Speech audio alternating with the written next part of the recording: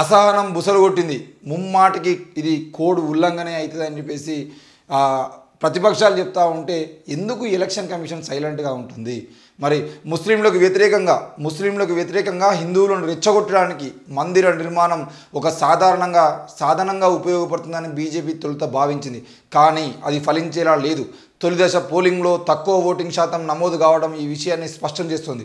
ఎన్డీయేతర పార్టీలు ప్రాతినిధ్యం వహిస్తున్న స్థానాలతో పోలిస్తే ఎన్డీఏ సభ్యులు ప్రాతినిధ్యం వహిస్తున్న స్థానాల్లోనే ఓటింగ్ శాతం బాగా తక్కువగా నమోదైందని, తమ జీవనానికి సంబంధించినటువంటి అంశాలకే ఓటర్లు ఎక్కువ ప్రాధాన్యత ఇస్తున్నారని దీనివల్ల అర్థమవుతుంది. బీజేపీ నాయకులు కార్యకర్తల్లో సైతం ఎక్కడా ఉత్సాహం కనిపించడం లేదు. ఈ పరిస్థితుల్లో సార్వత్రిక ఎన్నికల్లో గెలుపు కష్టమేనని బీజేపీ నాయకత్వానికి అర్థమైపోయింది. అందుకే తన అమ్ముల పొది నుండి మరోసారి మతం కార్డును బయటికి తీసింది. తీవ్రమైన అసహనాన్ని ప్రదర్శిస్తూ ముస్లింలకు వ్యతిరేకంగా ద్వేషపూరిత ప్రసంగాలు చేస్తుంది. రాజస్థాన్లో ఆదివారం నాటి ప్రధాని ఎన్నికల ప్రసంగం దీని తీవ్రతకు అద్దం పడుతుంది. రాజస్థాన్లో నిన్న నరేంద్ర మోడీ చేసినటువంటి ముస్లింలకు వ్యతిరేకంగా ఉపన్యాసం ఏదైతుందో అది క్లియర్గా మొన్న జరిగినటువంటి 102 స్థానాల్లో ఎక్కడైతే బీజేపీ అభ్యర్థులు, బీజేపీలో ఇప్పుడు ప్రస్తుతం ఉన్నటువంటి ఎంపీలుగా ఉన్నటువంటి మంత్రులుగా ఉన్నటువంటి వ్యక్తులు ఎవరైతే ఉన్నారో వాళ్ళ నియోజకవర్గాల్లో తక్కువ శాతం ఓటింగ్ నమోదు కావడము, దానితో పాటు బీజేపీ గ్రాఫ్ అనేది తగ్గిపోయింది అని చెప్పేసి వచ్చిన వార్తలు ఏవైతున్నాయో ఆ వార్తల అనంతరం నరేంద్ర మోడీ, అమిత్ షా, జేపీ నడ్డా లాంటి వాళ్ళు అర్ధరాత్రి కూర్చొని వేసినటువంటి ప్రణాళికలు ఏవైతున్నాయో ఆ ప్రణాళికలన్నీ కూడా దేశంలో మతం పేరుతో మారణ హోమాన్ని సృష్టించాలని ఆలోచనలు చేసినట్టుగా అర్థమవుతూ ఉంది. ఎందుకనంటే రామ మందిర పేరు వాడుకుందామని చెప్పేసి ప్లాన్ చేశారు. రామ మందిరం పేరు వాడుకుందామంటే రామ మందిరం పేరు చెప్పినంత మాత్రాన ఓట్లు పడట్లేదు. మరి ఓట్లు పడకపోవడమే కాకుండా ఇక్కడ మనం గద్దె దిగాల్సి వస్తుందా అని చెప్పేసి మనకు రెగ్యులర్గా ఒక ఆయుధం ఉంది కదా, ఎక్స్ట్రా ఆయుధాలు ఎన్ని ఉన్నా కూడా మనకు మతం అనేటువంటి చిచ్చును లేపేటువంటి ఆయుధం మన చేతిలో ఉంది కదా, దాన్ని బయటికి దిద్దామని చెప్పేసి ఎన్నికల వేళ దేశ ప్రధానిగా 10 సంవత్సరాలుగా పనిచేస్తున్నటువంటి వ్యక్తి ఎవరైతే ఉన్నారో మరి ఈ దేశంలో 400 సీట్లు సాధిస్తామని ధీమాతో ఉన్నటువంటి నరేంద్ర మోడీ ఎందుకు ఈ ఎన్నికల వేళ మరి ఎన్నికల కమిషన్ను కూడా హద్దుల్లో పెట్టుకొని ఈరోజు మతపరమైనటువంటి చిచ్చులు లేపుతా ఉన్నాడు? దీనికి సంబంధించిన విషయంలో జరుగుతున్న అన్ని కుట్రల గురించి మాట్లాడుకుందాం. మరి బహుసంతానం కలిగినటువంటి సమాజము అంటూ చీత్కారం. నరేంద్ర మోడీ నిన్న ఏమన్నాడు? ముస్లింలను వాళ్ళు బహుసంతానం కలిగినటువంటి సమాజం అని చెప్పారు. ఎవడు ఈ విషయానికి సమాధానం చెప్పాల్సిన అవసరం ఉంది? బహుసంతానం సంబంధించిన విషయంలో ఒక్కరు ముద్దు ఇద్దరు హద్దు ఆపై వద్దు అనే నినాదం ఈ దేశంలో వచ్చినప్పుడు ఒక్కరు ముద్దు ఇద్దరు హద్దు ఆపై వద్దు, ఇక అంతకన్నా ఎక్కువ వద్దు అని చెప్పేసి ఈ దేశంలో నినాదాన్ని తీసుకొచ్చిన తర్వాత కేవలం దక్షిణ భారతదేశంలో ఉన్నటువంటి తమిళనాడు కానీ, ఆంధ్రప్రదేశ్ కానీ, తెలంగాణ కానీ, కేరళ కానీ, కర్ణాటక లాంటి రాష్ట్రాలు ఏవైతున్నాయో ఈ రాష్ట్రాల్లో మాత్రమే ఈ యొక్క నినాదాన్ని అత్యంత ప్రచారం చేసి అత్యంత ఎక్కువగా జనాల్లోకి తీసుకుపోయి కుటుంబ నియంత్రణ ఆపరేషన్లు కూడా సైతం చేయించి ఎక్కడా కూడా ఒక్కరు ఇద్దరు కన్నా ఎక్కువ సంతానాన్ని కలగకుండా చేసి ఈరోజు ఉత్తర భారతదేశంలో మాత్రం అదే ఉత్తరప్రదేశ్ లాంటి రాష్ట్రాలు కానీ, కాశ్మీర్ నుండి మొత్తం ఆ రాష్ట్రాలన్నిట్లలో కూడా ఈరోజు జనాభా పెరుగుదలకు సంబంధించిన విషయంలో బీహార్ కానీ, ఉత్తరప్రదేశ్ కానీ, ఏ రాష్ట్రాన్ని తీసుకున్న రాజస్థాన్, గుజరాత్ మొత్తం ఆ రాష్ట్రాలు ఏవైతే ఉన్నాయో రాష్ట్రాలన్నిట్లలో కూడా ఈరోజు ఆ కుటుంబ నియంత్రణకు సంబంధించిన విషయంలో ఎక్కడా కూడా పట్టింపు లేకుండా ఈరోజు డీలిమిటేషన్ అయితే ఒకవేళ డీలిమిటేషన్ కనుక జరిగితే 2027లో కనుక డీలిమిటేషన్ జరిగితే మాత్రం తప్పకుండా నరేంద్ర మోడీ అనుకుంటున్నట్టుగా మళ్ళీ ఉత్తర భారతదేశానికి ఎక్కువ ఎంపీ సీట్లు పెట్టి దక్షిణ భారతదేశానికి తక్కువ ఎంపీ సీట్లు రావాల్సిన పరిస్థితి ఎందుకు వస్తుంది అనంటే ఆ రోజు కుటుంబ నియంత్రణకు సంబంధించిన విషయంలో కానీ లేదంటే జనాభా పెరుగుదలకు సంబంధించిన విషయంలో అడ్డుకునేటువంటి ప్రయత్నాలు చేసినప్పుడు కానీ వీటన్నిటి విషయంలో ఉత్తర భారతదేశం ఎక్కడా కూడా ఆ కుటుంబ నియంత్రణ ఆపరేషన్లో జోలికి పోయినట్టు కానీ కుటుంబ నియంత్రణ గురించి కాకుండా అసలు ఒక్కరే ముద్దు అనే నినాదాన్ని వాళ్ళు తీసుకున్నట్టుగా కూడా ఎక్కడ కనబడలేదు. అదే మీరు తెలంగాణ, ఆంధ్రప్రదేశ్, కేరళ, కర్ణాటక, తమిళనాడు ఈ రాష్ట్రాలు ఎక్కడికైనా ఇలాంటి ఏ కుటుంబంలో చూసినా ఒక్కరు లేదా ఇద్దరే ఉంటారు పిల్లలు. ఒక్కరు లేదా ఇద్దరు పిల్లల్ని కనడానికి మాత్రమే వాళ్ళ ఆసక్తి. ఇప్పటికీ అదే ఫాలో అవుతున్నటువంటి పరిస్థితులు మనం చూస్తాను. 3, 4, 5 పిల్లల్ని కందాము అనే ఆలోచన కూడా ఈరోజు 99% జనాలకు లేదు. మరి అంత కరడు కట్టినట్టుగా ఆ నినాదాన్ని మనం మోస్తూ ఉంటే మరి ఉత్తర భారతదేశంలో ఉన్నటువంటి జనాభాలు మాత్రం దాన్ని పట్టించుకోకపోవడం వల్ల ఈరోజు ఉత్తర భారతదేశం జనాభా పెరిగింది. జనాభా పెరగడం వల్ల ఈరోజు అక్కడ ఓటింగ్ శాతం పెరిగింది. ఓటింగ్ శాతం పెరగడం వల్ల అక్కడ ఎంపీ సీట్లు పెరిగేటువంటి అవకాశాలు ఉన్నాయి. ఇప్పుడు ఎంపీ సీట్లు పెరిగేది ఉంటే ఉత్తరప్రదేశ్లో ఒక రాష్ట్రంలో కనుక మనం అధికారాన్ని సంపాదించుకోగలిగితే మిగతా రాష్ట్రాలన్నిట్లలో మనం మన ప్రాతినిధ్యం చూపించుకోవచ్చు అని చెప్పేసి 80 సీట్లకు పైగా ఉన్నటువంటి ఉత్తరప్రదేశ్ను ఏ విధంగా అయితే ఈరోజు వాళ్ళు కాపాడుకుంటూ వస్తున్నారో, మాయావతి కంచుకోటగా ఉన్నటువంటి కాన్సీరామ్ కంచుకోటగా ఉన్నటువంటి ఉత్తరప్రదేశ్ను ఈరోజు ఏ విధంగా అయితే వాళ్ళ చేతుల్లోకి కబంధ హస్తాల్లోకి తీసుకొని అక్కడ ఈవీఎం మిషన్లతో ఏ విధంగా అయితే వాళ్ళు కుట్రపూరితంగా గెలుస్తూ ఉన్నారో, మరి అట్లాంటిది ఈ దేశం మొత్తం చేద్దామని ప్రయత్నం చేస్తున్నటువంటి బీజేపీ ఆర్ఎస్ఎస్లు ఈరోజు బహుసంతానం గురించి మాట్లాడే అర్హత అనేది వాళ్ళకు లేదు. ఈరోజు నరేంద్ర మోడీ ప్రభుత్వం వచ్చిన తర్వాత కాదు, నరేంద్ర మోడీ రాకముందు నుండే ఆ భారతదేశం మొత్తం మీద వాళ్ళ నిఘా పెట్టి అక్కడ ఉత్తర భారతదేశంలో వాళ్ళ రాజకీయ సంతానాన్ని పెంచి పోషించుకుంటూ, బీజేపీ ఆర్ఎస్ఎస్ రాజకీయ సంతానాన్ని పెంచి పోషించుకుంటూ ఈరోజు జనాభా లెక్కలకు సంబంధించిన విషయంలోనైనా ఏ విషయంలో కూడా ఉత్తర భారతదేశం ఒక రకంగా, దక్షిణ భారతదేశానికి ఒక రకంగా చేసి మొత్తం పథకాలన్నింటినీ అభివృద్ధికి సంబంధించిన విషయంలో కూడా ఈరోజు సౌత్ ఇండియా మీద చూపిస్తున్నటువంటి వివక్ష మనం చూస్తూనే ఉన్నాము. మరి వీళ్ళు బహుళ సంతానం గురించి మాట్లాడేటువంటి పరిస్థితులు ఉన్నాయి. అసలు బహుసంతానం గురించి మొన్ననే సుప్రీంకోర్టు ఇచ్చినటువంటి తీర్పు ప్రకారం సుప్రీంకోర్టు తీర్పును ఉల్లంఘిస్తూ రాజకీయ నాయకులు రాజకీయ వేదికలపై రాజకీయ ప్రచారాల్లో ఎట్టి పరిస్థితుల్లో కులం కానీ మతంకు సంబంధించిన విషయాలు కానీ మతాన్ని రెచ్చగొట్టేటువంటి ప్రసంగాలు కానీ చేయకూడదు అని చెప్పేసి సుప్రీంకోర్టు తీర్పు ఇచ్చినప్పటికీ సుప్రీంకోర్టు ఇచ్చిన తీర్పును ఉల్లంఘిస్తూ దాంతోపాటు ఈరోజు ఎన్నికల కోడ్ అమల్లో ఉన్నప్పటికీ కూడా ఎన్నికల కమిషను ఈరోజు ఆయన మీద నరేంద్ర మోడీ మీద ఇలాంటి చర్యలు తీసుకోవడం ఏదైతుందో, మరి వీటికి సంబంధించిన విషయంలో ఎలక్షన్ కమిషన్ కూడా సిబిఐ లాగా ఈడీ లాగా ఈరోజు నరేంద్ర మోడీ ఆడిస్తున్నటువంటి నాటకంలో ఆడుతున్నటువంటి ఒక బొమ్మలాగానే కనబడతా ఉందనే విషయం ఈరోజు దేశవ్యాప్తంగా ప్రజలు మాట్లాడుతూ ఉన్నారు. ఎవరు చెప్పారు? ఈరోజు చొరబాటుదారులు అంటూ నిందలు, ముస్లింలు మొత్తం ఈ దేశంలోకి చొరబాటుదారులుగా వచ్చారని చెప్పేసి ఈరోజు ముస్లింల మీద నిందలిస్తూ ఉన్నాడు. ఇదే నినాదాన్ని ఈరోజు బీజేపీ దేశవ్యాప్తంగా మాట్లాడుతూ బీజేపీ నాయకులు బీజేపీ కార్యకర్తలు దేశవ్యాప్తంగా మీరందరూ బహుసంతానం కలిగిన వాళ్ళు, మీరందరూ చొరబాటుదారులు అని చెప్పేసి ఈ నినాదాన్ని ప్రజల్లోకి తీసుకుపోయి కులం పేరుతో ఇన్ని రోజులు దాడులు చేసినట్టుగానే ఎన్నికలకు ముందు మతం పేరుతో దాడులు చేసి బీజేపీ మళ్ళీ అధికారంలోకి వస్తే చలో మీరందరూ చొరబాటుదారులు ఈ దేశాన్ని వదిలిపోండి అని చెప్పేసి చెప్పడం కోసమే సిఏఏ అనే ఒక పథకాన్ని ఈరోజు దేశంలోకి తీసుకొచ్చి పెట్టింది, ఆయుధంగా అక్కడ పెట్టింది. కాబట్టి ఈరోజు ఇంత ధైర్యంగా ఇంత క్రూరంగా మాట్లాడగలుగుతున్నా అనే విషయాన్ని ప్రజలు అర్థం చేసుకోవాల్సిన అవసరం ఉంది. ఈరోజు సిఏఏ అనే చట్టాన్ని తీసుకొచ్చినప్పుడు మొదటిసారి వాళ్ళు ఆ మాట గురించి మాట్లాడినప్పుడే దేశవ్యాప్తంగా ప్రజాస్వామికవాదులు ఎస్సీ ఎస్టీ బీసీ మైనార్టీలు అందరూ కూడా సిఏఏకి వ్యతిరేకంగా దేశవ్యాప్తంగా నిలబడ్డారు. ఆ రోజు వ్యతిరేకించడం వల్ల కేంద్రం మెడలు వంచి ఆ రోజు మనం చేసినటువంటి ఫైట్ ఏదైందో ఆ ఫైట్ ప్రకారంగా కేంద్రం వెనక్కి తగ్గింది, సిఏఏని మేము అమలు చేయట్లేదు అని చెప్పింది. మళ్ళీ ఇప్పుడు ఈరోజు దాదాపు ప్రతిపక్ష నాయకులందరినీ 120 మంది ప్రతిపక్ష నాయకుల్ని బయటికి పంపించి సిఏఏని అమలు చేసుకున్నది. మరి సిఏఏని అమలు చేసుకున్నటువంటి ఈ దేశంలో ప్రధాని నరేంద్ర మోడీ మాట్లాడుతున్న మాటలు ఏవైతే ఉన్నాయో ఈ మాటలన్నీ కూడా ఈ దేశంలో మతం పేరుతో రచ్చలేపి మతం పేరుతో మారణ హోమాన్ని సృష్టించాలని ఆలోచనలు చేస్తున్నాయి.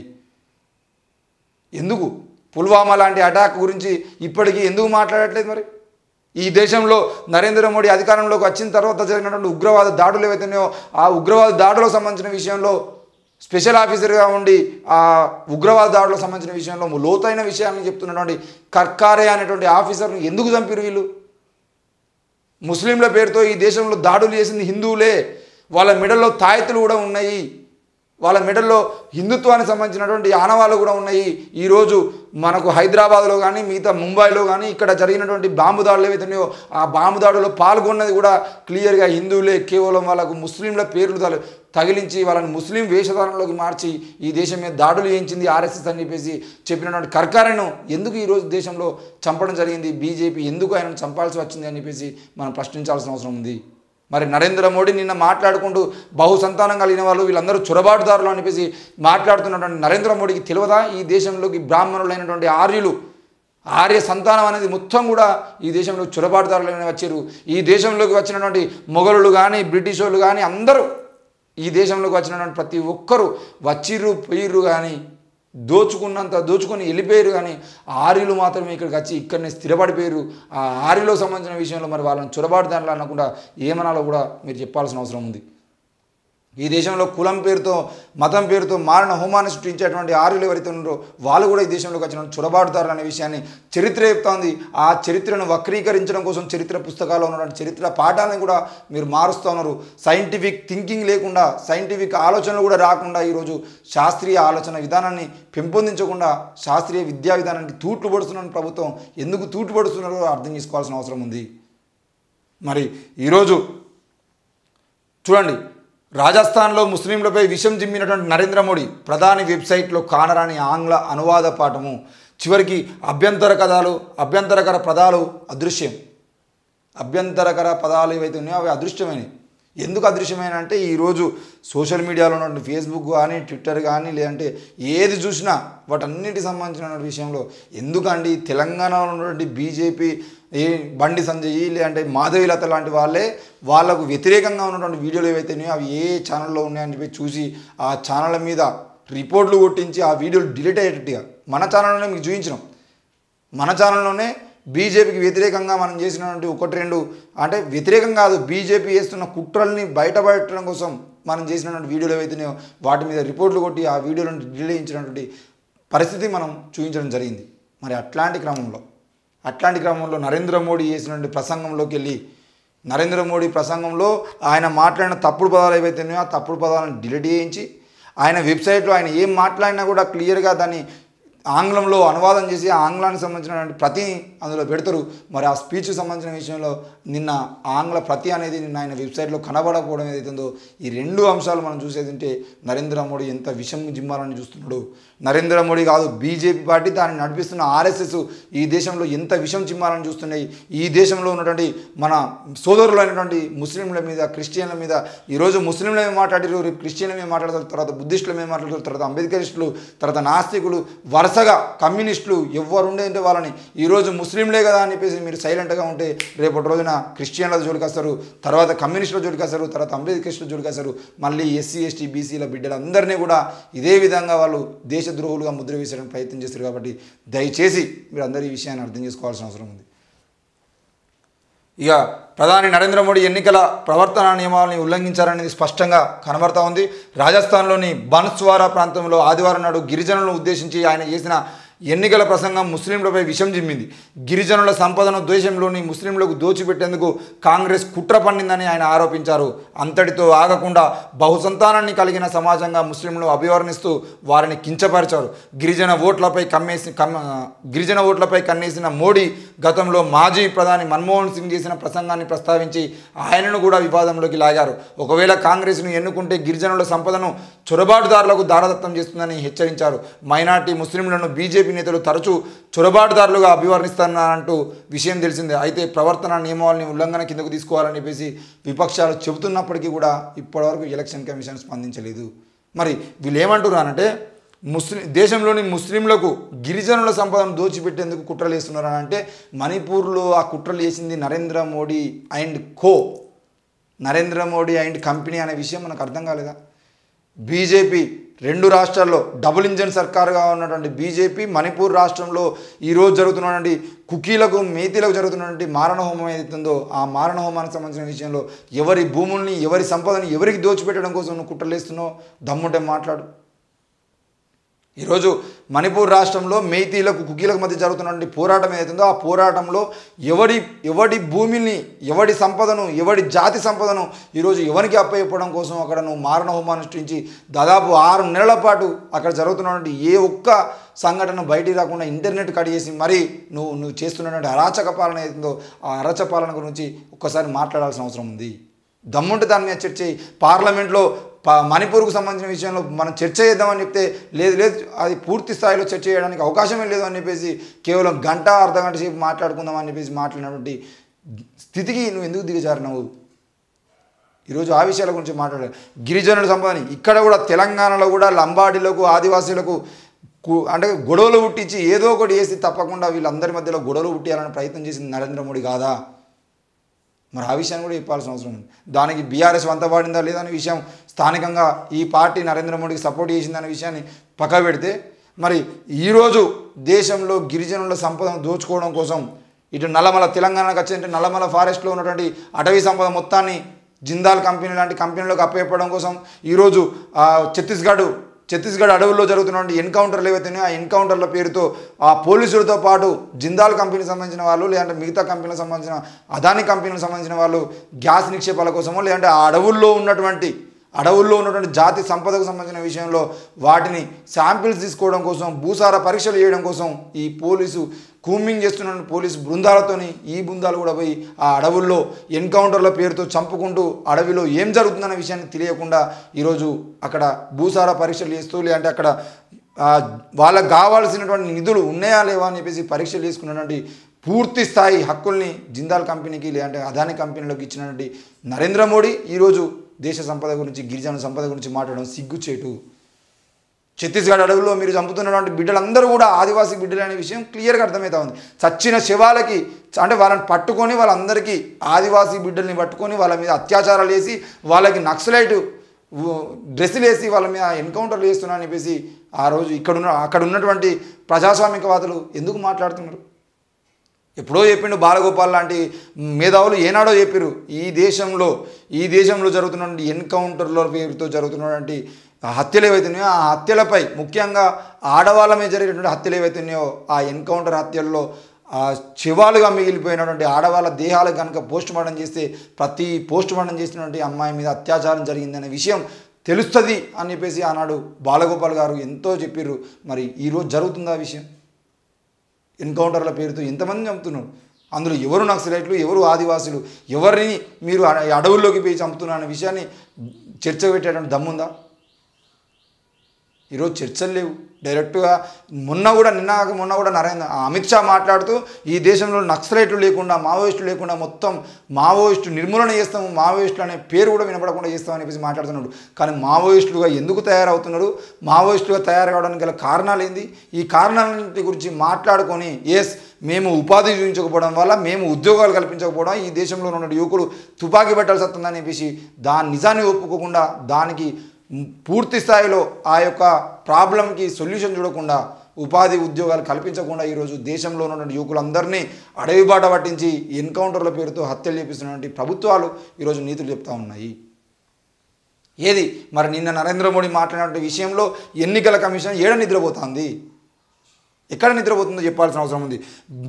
మోడీపై కఠిన చర్యలు తీసుకోవాలని చెప్పేసి సుప్రీంకోర్టు ఈసీకి సిపిఐఎం విజ్ఞప్తి చేసింది. ఈరోజు మోడీ మీద చర్యలు తీసుకోవాలని చెప్పేసి సుప్రీంకోర్టుకు అలాగే ఎలక్షన్ కమిషన్కి సిపిఎం డిమాండ్ చేస్తూ ఉంది. దాంతోపాటు ప్రధాని ప్రసంగంపై ఈసీ సమాధానం నో కామెంట్. ఇప్పటి వరకు ఈసీ సమాధానం చెప్పలేకపోయింది. కమిషన్ స్వతంత్రతపై అంటే కమిషన్కు ఉన్నటువంటి హక్కులపై కమ్ముకుంటున్నటువంటి నీడలు అంటే ఇన్ని రోజులు ఈడీ సిబిఐల గురించి ఏ విధంగా అయితే మనం అనుకున్నామో క్లియర్గా ఎలక్షన్ కమిషన్కి సంబంధించిన విషయంలో కూడా అలాంటి ప్రశ్నలే ఈరోజు ప్రజల మెదులుతూ ఉన్నాయి. మరి ఆయనది విషం జిమ్మే భాష, నరేంద్ర మోడీది విషం చిమ్మే భాష. మోడీ వ్యాఖ్యలపై మండిపడ్డ రాహుల్, ఈసీతో కాంగ్రెస్ బృందం భేటీ, 16 ఫిర్యాదులు అందజేత. 16 ఫిర్యాదులే కాదు, ఈ దేశంలో ఉన్న యువకులు నిన్న దాదాపు 5,000 ఫిర్యాదులకు పైగా ఎలక్షన్ కమిషన్కి పంపించడం జరిగింది. జేఎన్యూ లాంటి యూనివర్సిటీలో చదువుకున్నటువంటి వాళ్ళు కానీ, సెంట్రల్ యూనివర్సిటీలో చదువుతున్న విద్యార్థులు కానీ, విద్యార్థి సంఘాల నాయకులు కానీ, వివిధ విద్యార్థి ప్రజా సంఘాల నాయకులు అందరూ కలిసి నిన్న దాదాపుగా 5,000 మందికి పైగా నిన్న ఎలక్షన్ కమిషన్కి అయితే కంప్లైంట్ చేయడం జరిగింది. మరి ఆ కంప్లైంట్లు అన్నిటి విషయంలో నరేంద్ర మోడీ నడిపిస్తున్నటువంటి ఎలక్షన్ కమిషన్ ఏం చేస్తుందో చూడాల్సిన అవసరం ఉంది. మాలాంటి వాళ్ళు మాట్లాడితేనేమో ఎన్నికల కమిషన్కి సంబంధించిన విషయంలో మీరు మాట్లాడుతున్న తప్పు అని చెప్పేసి మాట్లాడడానికి, కేసులు పెట్టడానికి నిమిషాలు సరిపోతాయి.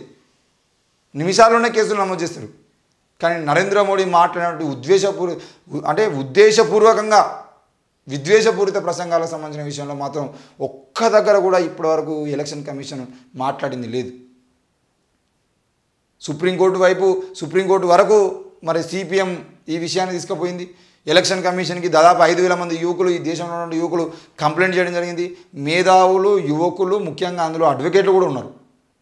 సీనియర్ న్యాయవాదులు కూడా ఈరోజు ఎలక్షన్ కమిషన్కి కంప్లైంట్ చేయడం జరిగింది. అసలు ఎలక్షన్ ప్రచారంలో ఎక్కడ కూడా మతం పేరును వాడటానికి కూడా లేదు కదా. మరి ఎట్లా వాడుతున్నారు వీళ్ళు?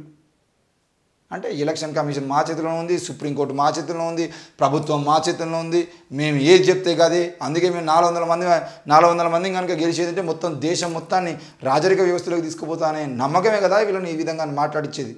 దయచేసి ప్రజలారా ఆలోచించాల్సిన అవసరం ఉంది. ఇప్పుడే ఈ విధంగా మాట్లాడుతున్నానంటే రేపు పొద్దున ఇంకా ఎంత మాట్లాడి, ముఖ్యంగా ఈ విషయం గురించి మరొక విషయాన్ని మనం మాట్లాడుకోవాలి. ఈరోజు నరేంద్ర మోడీ మాట్లాడినటువంటి బహుసంతానం విషయం ఏదైతుందో ఆ బహుసంతానానికి సంబంధించిన విషయమే క్లియర్గా ఈరోజు దేశవ్యాప్తంగా బీజేపీ ఆర్ఎస్ఎస్ వాదులు మాట్లాడేటువంటి ప్రయత్నం చేస్తారు. ముఖ్యంగా ఇదే నినాదాన్ని గురించి సంబంధించిన విషయంలో రేపు పొద్దున అసదుద్దీన్ ఓవైసీ, అక్బరుద్దీన్ ఓవైసీ లాంటి వాళ్ళు రెచ్చిపోయి ప్రసంగాలు ఇచ్చేదంటే ఆ రెచ్చిపోయిన ప్రసంగాలను ఆసరాగా చేసుకొని బీజేపీ ఈ తెలంగాణలో కూడా పాగా వేయబోతుంది. దీనికి ఇంకో ఇక్కడ ఆల్రెడీ బీజం పడింది. ఈ బీజానికి సంబంధించిన మొన్ననేమో ఏంటిది గొడ్డు మాంసం అమ్ముతున్నటువంటి దుకాణానికి కాడికి ప్రచారానికి పోతేనేమో వాళ్ళు అసలు అక్కడికి ఎట్లా పోతారు, అక్కడ ఎట్లా ఓట్లాడుకుంటారు అని చెప్పేసి రాజాసింగ్కు కోపం వచ్చింది. రాజాసింగ్ మాట్లాడింది. మరి అదే రాజాసింగ్ డాష్ నా కొడుకులు బీఫ్ తినేటోళ్ళు, డాష్ నా కొడుకులు, ఆ కొడుకుల దగ్గరికి ఓట్ల కోసం కూడా పోవద్దు అని చెప్పేసి మాట్లాడి ఈరోజు సిగ్గు లేకుండా ఎస్సీ ఎస్టీ బీసీలకు సంబంధించిన విషయంలో వాళ్ళ దగ్గరికి ఓట్లు ఎట్లాడుకుంటారు. ఈరోజు కేవలం ఎస్సీలు మాత్రమే తినట్లేదు మీరు అంటున్నటువంటి గోమాంసాన్ని. ఈరోజు ఎస్సీలు తింటున్నారు, ఎస్టీలు తింటున్నారు, బీసీలు తింటున్నారు. అంతెందుకండి, రామాయణంలో చెప్పినట్టుగా మొత్తం అగ్రకులాల వాళ్ళు కూడా తింటున్నారు. మరి ఆ విషయం గురించి మాట్లాడాల్సిన అవసరం ఉంది కదా. ఈరోజు తెలంగాణలో కూడా అసదుద్దీన్ ఓవైసీ లాంటి వాళ్ళని రెచ్చగొట్టి ముస్లిం నాయకులుగా ఉన్నటువంటి వాళ్ళందరినీ ఈరోజు రోడ్ల మీద తీసుకొచ్చి ధర్నాలు చేయించేటట్టుగా, లేదంటే ముస్లింలను రెచ్చగొట్టి ఏదో ఒక విధంగా వాళ్ళు ఏదో ఒక చర్యలు తీసుకునేటట్టుగా వాళ్ళు స్పందించి వాళ్ళు ఏదో ఒకటి మాట్లాడేదంటే ఈ దేశంలో మతం పేరుతో మళ్ళీ ఒక మారణ హోమాన్ని సృష్టించవచ్చు. అప్పుడు ఓట్లు ఆటోమేటిక్గా పడితే ఈ బండి సంజయ్ లాంటి వాళ్ళకి మంచి పని దొరుకుతాయని చెప్పేసి ఈరోజు నరేంద్ర మోడీ కుట్రలు వేస్తున్నారు. కేవలం ఓట్ల కోసం ప్రజల ప్రాణాలు తీస్తూ ఉన్నారు. మీకు నమ్మకం లేకపోతే ఈ నాయకుల పాటలేనండి. బండి సంజయ్ పాటినండి ఒకసారి. పోతే పోని ప్రాణాలు దేశం ధర్మం నేస్తాలు అని చెప్పేసి పాట పాడుతుంది. ఎవరి ప్రాణాలు పోవాలి? ఎందుకు పోవాలి? అంటే నీతో తిరిగినందుకు నీ తోటి హిందువుల ప్రాణాలు పోవాలని చెప్పేసి కోరుకుంటున్నావా? ఎవరి ప్రాణాలు పోవాలని కోరుకుంటున్నావు?